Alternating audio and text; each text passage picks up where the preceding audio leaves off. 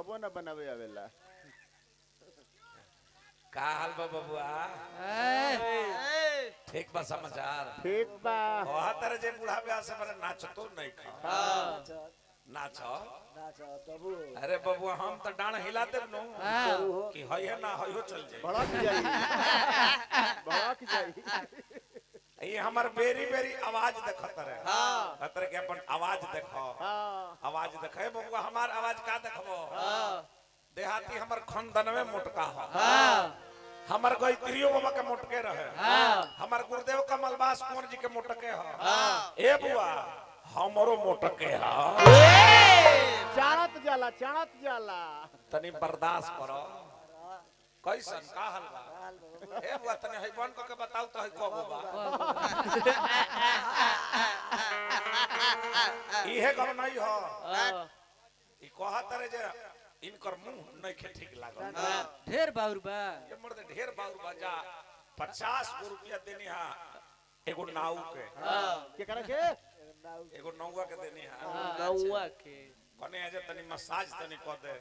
नौ हां अरे बेरी बेरी नौवा कह बोलो तो अपना के जान जी। तारा के नहीं कह। आइल बात कहि ना। अतना माने हमर मुंह हमर बहुत ज्यादा हमर बाउर हो गइल बा।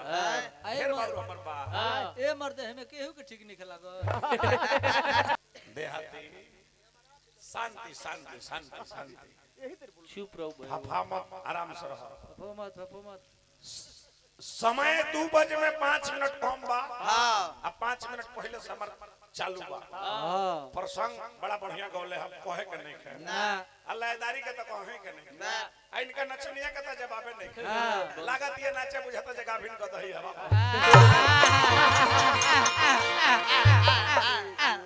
कहीं का अरे पागल ऐसने द्वार पर गाय भैंस रखे के चाहिए। रुको हो तनी खड़ा हो। ऐसा द्वार पर गाय भैंस रखो भले पा भर कमे दूध दे लेकिन कटोरिया सिंह होखे कसैलिया थान होखे कौनो मेला में जाए तो बेचा जाए। चौसा मेला में जाए तो दाम लग जाए। मझवारियों मेला में बेचा जाए। होकर के ले जाकर रानी सगर कटवावे और मोटकी के अब देखो जैसे नचनिया आ वैसे भकठा ब्यास ओइसन रुका हो ओए एने अपन लव के गीत गावत रहे। तारा नचनिया लायक होई है बा होई ई एने गावत रहे कि अखिया लुराई तले एने से इनकर नचनिया के खोद देता। तारा लायक की है बा एक नंबर।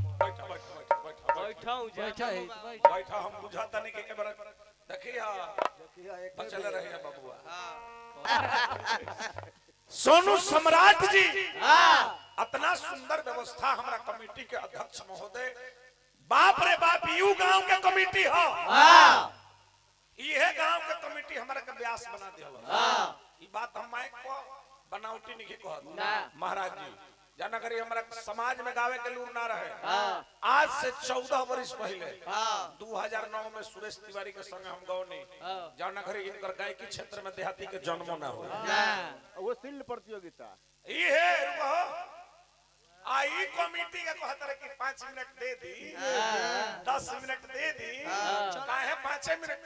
अच्छा जब 40 मिनट का समय दिया तो काहे तरह का 5 मिनट बेसी दिया आई बड़ा नेवता पाई जा आई बड़ा कुछ लेके ना आई बड़ा मुंह देखे खातिर बूढ़ा व्यास के मुंह कैसन बा। अरे बबुआ ठीक हो जाई हमर नावे हनु बूढ़ा नवा के नाव हालिए बूढ़ावा के हाल तने मारो तो तने मरिए जो मारो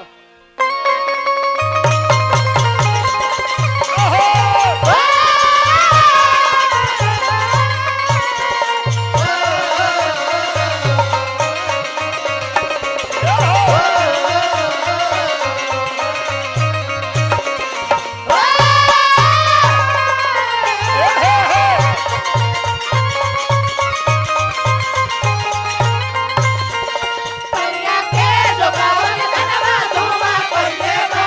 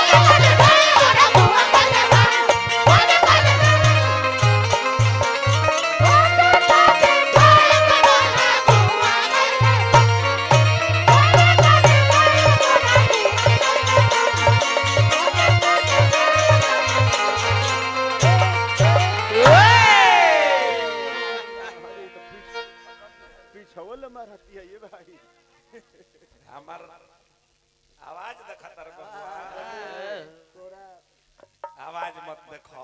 हाँ हे भगवान तो सुनो फुलवारी की कथा जब गावत रहो बाप रे बाप देखो फुलवारी में तारा ले रोल होई। फुलवारी में तारा से रोल ना हो तारा से शब्द ना हो हां जी हमारा ओरिया अंगुरी देखा के कहत रहे क्यों मैं कौवा रहले सो टर टर चिर अरे मर जाते ने अच्छा बोली तू ही बोले लो लखनलाल हां भैया बोलो ई ऐसन राजा जनक जी के फुलवारी हो एमे हर एक प्रकार के फूल फुलाइल बा हई फूल ई कमल हो हई हई गेंदा हो हई जूही हई चमेली हई बेली हई हई रात रानी हो हऊ हऊ हां होनिया लागल बा अरिया के ककरिया हेरे ई तब बेहाया के बुझाते रे